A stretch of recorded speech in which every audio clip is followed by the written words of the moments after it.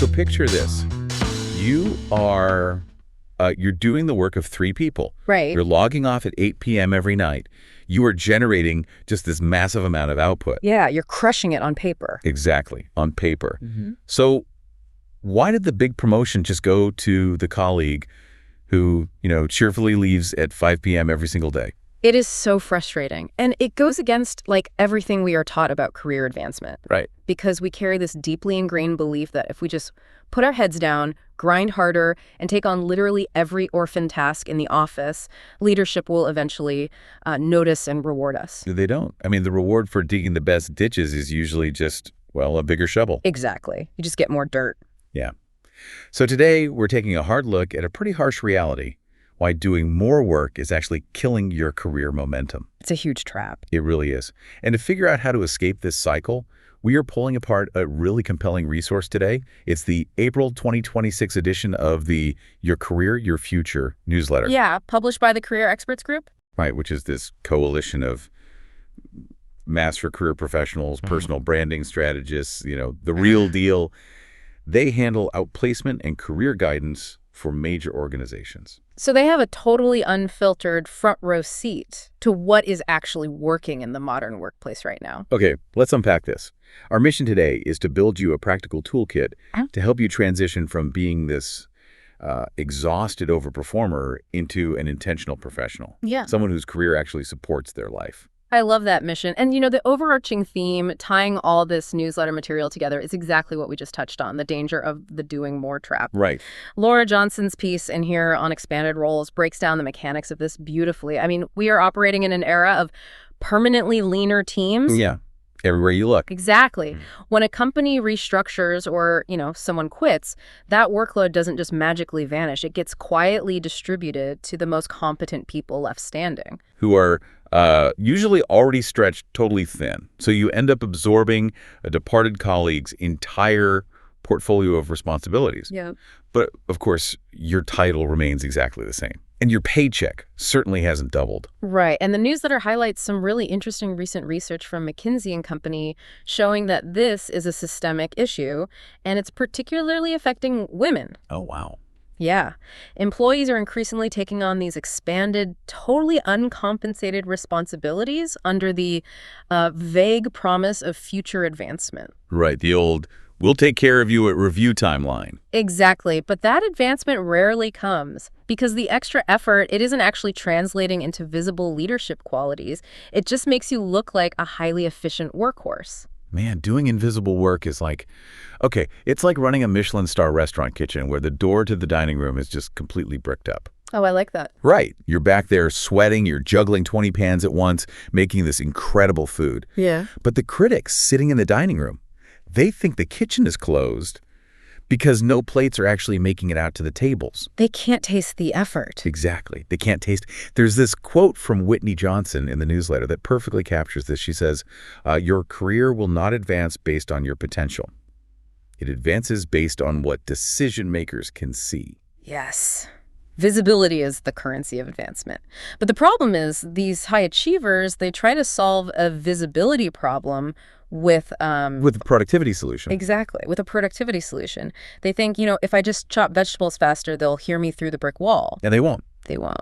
But, okay, before we talk about tearing down that brick wall, how do we know we're even in the right restaurant? Right. Because making yourself highly visible in a workplace that is fundamentally toxic or, just misaligned with your values, that just sounds like a recipe for getting exploited even faster. It absolutely is. That is such a crucial diagnostic step because visibility acts as an amplifier.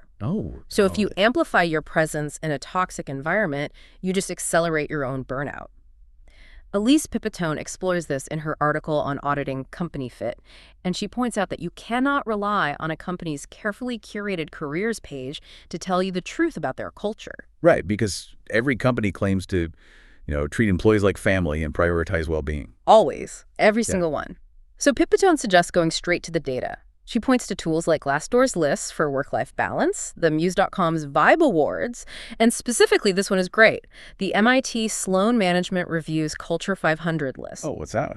It actually quantifies corporate culture based on large-scale employee review data. Okay, that's super useful. Yeah, because you have to look for the behavioral evidence of a company's values, not just their marketing copy. Like, Pipitone recommends this very practical exercise. Just Google the company's recent moves. Simple enough. Right. Are they in the middle of aggressive acquisitions? Have there been sudden executive departures? Because that context dictates the reality of your day-to-day life there far more than, a ping pong table in the break room. Oh, totally. Yeah. One trick she mentioned really stood out to me. She said, go look at the employee bios on their website. Yes. Are those bios just rigid corporate lists of academic degrees and revenue targets? Or do they mention that the VP of marketing spends her weekends hiking with her golden retriever? Right. That tiny detail tells you whether the organization views its people as multifaceted humans or simply as revenue-generating units. And you can test this directly in the interview room, too. I mean, most candidates ask weak questions like, what is the culture like here? Which just invites a totally rehearsed PR answer. Exactly. So Pipitone advises asking specific behavior-based questions. Ask them, how does your leadership team specifically define work-life balance? Or ask, what happens here when a major project falls behind schedule? Ooh, that's a good one. Their answer to that second question will tell you literally everything you need to know about psychological safety at that company. Wow, yeah. Okay, so let's assume you run this audit. The culture checks out. The leadership actually respects boundaries. You're in the right vehicle. Great. Now we have to address the visibility problem, which means navigating the people who hold the keys to your advancement. And this brings us to Gene Stoner and Denise Bittler's piece on intentional networking. Networking. The dreaded word. The worst. Networking makes most of us cringe because we think it means, sending 50 generic cold DMs on LinkedIn and just praying someone accepts a coffee chat. Right, because we've been conditioned to view it as this transactional numbers game. But as career strategist Steve Dalton is quoted saying in the newsletter, the goal of networking isn't to ask for a job. Right. The goal is actually to cultivate a power circle. A power circle. I like that phrasing. The newsletter defines this as a small, highly trusted group of advocates and sponsors who will basically speak on your behalf when you're not in the room. There's a quote from former PepsiCo CEO Indra Nooyi in this section. She says, "You are your best advocate. No one else can articulate your value the way you can." Which is incredibly true. It is true, but the paradox of career growth is that you also desperately need other people to echo your value behind closed doors, in the rooms you don't have access to yet. Exactly, and you build that power circle through structured, completely non-transactional conversations. Stoner and Bittler outline 3 distinct approaches for this. Okay, lay them out. The first is the initial invitation, where you reach out to someone you really respect in your industry strictly to ask for their perspective on macro trends. Not a job, just perspective. Got it. And the second is the reconnection conversation. This is for reaching out to a former colleague or a boss, but again, not to ask for a favor. It's to seek their insights on what they are seeing shift in the market. And the third is the sponsor perspective. This is where you go to a senior leader who's actually seen your work up close, and you ask them for totally candid feedback on your strategic blind spots and, how you might position yourself for future leadership. Right. Now, wait. I have to push back on this framework a little bit. Okay, go for it. When you map it out as these 3 distinct tactical maneuvers like initial invitation, sponsor perspective, doesn't this cross the line into being a highly strategic way of using people? I mean, it feels incredibly calculated to approach a relationship with a label like sponsor perspective. I completely get why it sounds that way, but what's fascinating here is the underlying psychology of why these conversations actually work. It leverages something called the Ben Franklin effect. Okay, what is that? Well, when you ask someone for advice or perspective, you aren't imposing on them. You are actually validating their expertise. People like being seen as experts. So it only feels calculated if you are secretly just hunting for a job offer. If your genuine intention is to learn from them, it shifts the dynamic entirely. Because you aren't saying, hey, can you review my resume? You're saying, here is how I am analyzing the current market challenges. What am I missing? Precisely. You are inviting them into a peer-to-peer intellectual dialogue. True sponsorship doesn't happen just because someone likes you, right? It happens because someone trusts your judgment. That makes a lot of sense. When a sponsor advocates for you in a closed-door meeting, they are spending their own political capital. They're putting their reputation on the line for you. They will only do that if you have made how you think visible to them, not just what you produce. That makes the distinction really clear. You aren't networking for a favor. You're networking to showcase your cognitive process. Exactly. But what if you are showcasing the wrong things? Visibility can completely backfire if you have built the wrong personal brand. Oh, absolutely. Jacqueline Peros's article, Ambition Without Exhaustion, dives into this exact trap. This is where we see so many mid-career professionals just stall out entirely. Because early in your career, the rules of the game are pretty simple, right? Success is defined by proving yourself. Right. You say yes to every project, you stay late. Yes. You pride yourself on being the ultimate workhorse. And that strategy is necessary in your 20s, but if you carry it into your 30s and 40s, it becomes completely fatal to your growth. Here's where it gets really interesting. Building a brand as the ultimate, always available problem solver. It's like being the designated IT support person for your extended family. Oh no, that is the perfect analogy. Right. Once you fix one uncle's printer, you are doomed to fix every sluggish iPad, broken router, and confusing smart TV for the rest of your natural life. It never ends. Never. And if you are known at work as the person who will cheerfully absorb everyone else's invisible busy work, you'll drown in busy work. It is the curse of competence. You become so good at the tactical execution that leadership literally cannot afford to promote you out of that role. Yeah. So Paris argues that to break this cycle, you must fundamentally shift your brand from proving to positioning. Right. So proving sounds like, look at how many hours I billed this week. Whereas positioning sounds like, here is the measurable revenue impact of the new process my team implemented. Exactly the right distinction. And making that shift requires building rigid boundaries, which is honestly terrifying for anyone who suffers from chronic people-pleasing. Oh, definitely. It means actively managing your calendar, declining meetings where you aren't essential, and setting strict expectations for your response times. The newsletter actually includes a quote from Sheryl Sandberg that addresses that exact fear. She says, "If you don't give yourself permission to succeed, you'll never ask others to recognize your success." That's powerful. It is, because when you're constantly scrambling to accommodate everyone else's, manufactured emergencies, you're basically signaling that your time has no inherent value. Yeah. And if we connect this to the bigger picture, setting boundaries is actually a profound display of professional authority.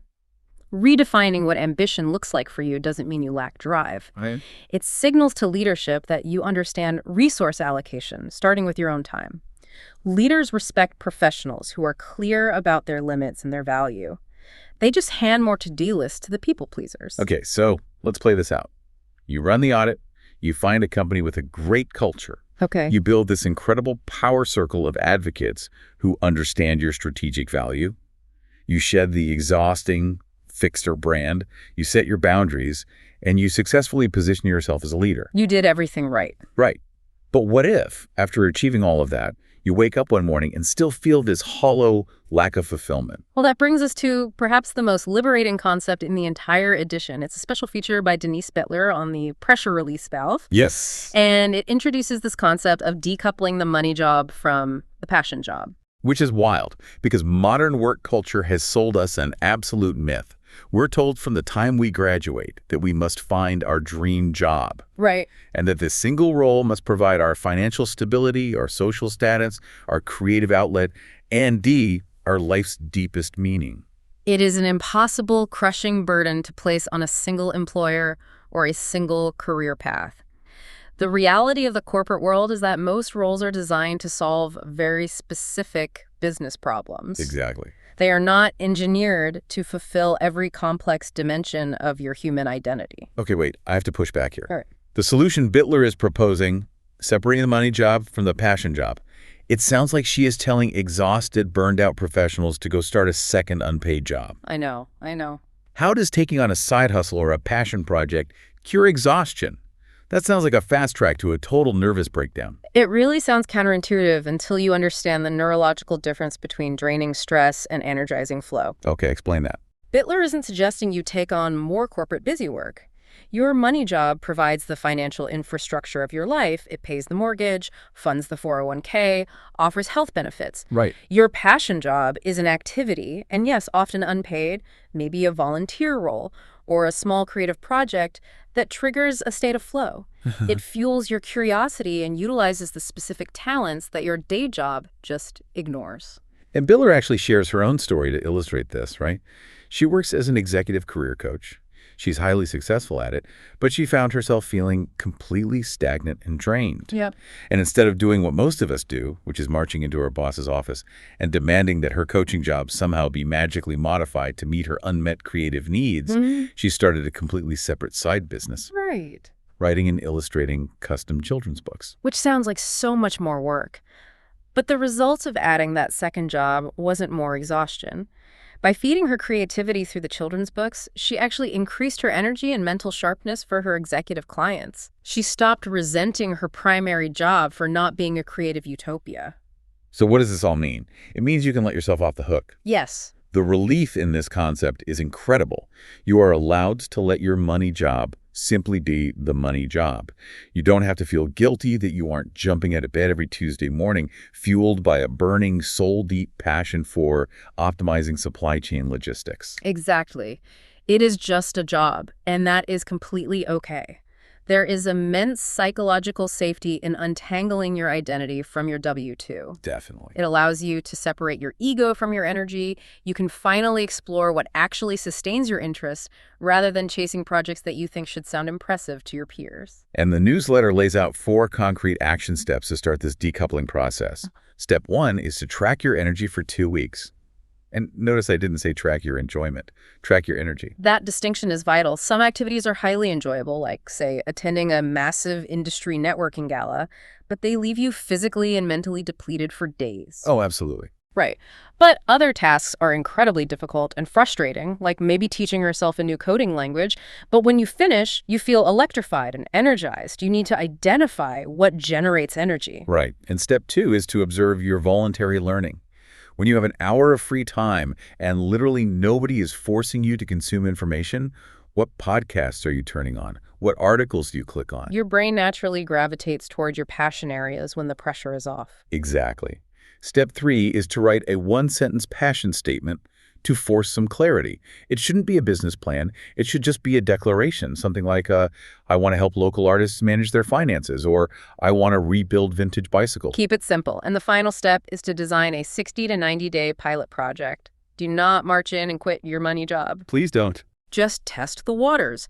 Join a nonprofit committee, launch a tiny digital product, or do a weekend of pro bono work.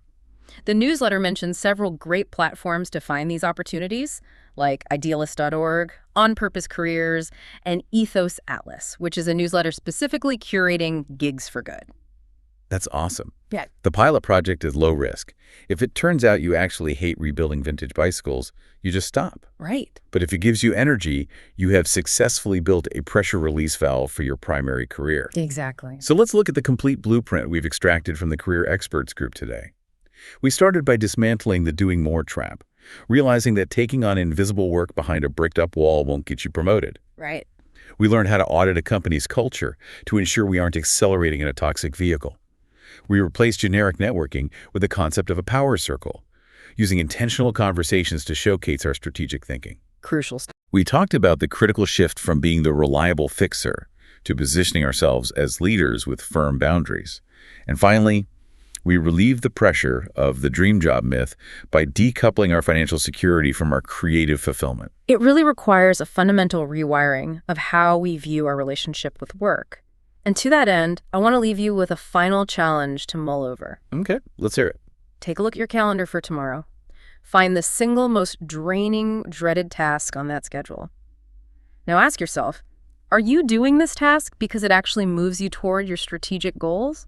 Or are you just doing it to prove to someone else that you are a hard worker? Oof. And if you are only doing it to prove your worth, what would happen if you made tomorrow the last time you ever did it? Wow. That is a question that could change the entire trajectory of a career. Remember, you are the architect of your own path. Your career is meant to support your life. It is not meant to compete with it. Ab- So keep your hands firmly on the steering wheel and make sure you're navigating toward a destination you actually want to reach. Thanks for joining us on this deep dive into the source material today. We will catch you next time.